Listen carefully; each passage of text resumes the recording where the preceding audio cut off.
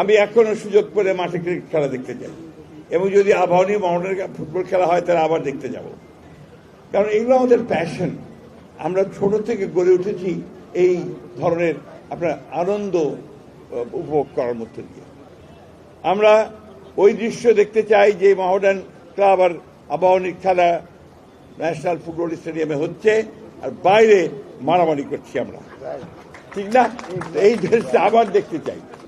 এই জগতে যখন আসি তখন মনে হয় আই এম এট হোম, কারণ আমি নিজে মাঠে থাকতাম।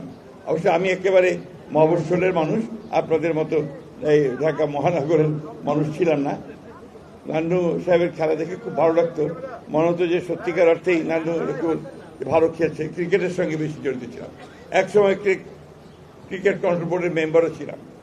আজকে একটা জিনিস প্রমাণিত হয়েছে যে যারা খেলাধুলা করে তারা জনগণের কাছে প্রিয় মানুষ। কারণ প্রমাণিত হয়েছে যে আজকে দেখবেন এখানে যারা এমপি মন্ত্রী হয়েছেন এরা সবই কিন্তু মোহামেডান ক্লাবের সঙ্গে জড়িত। দ্যাট মিনস এরা জনপ্রিয় মানুষ, এটা কিন্তু সার্বজনীন।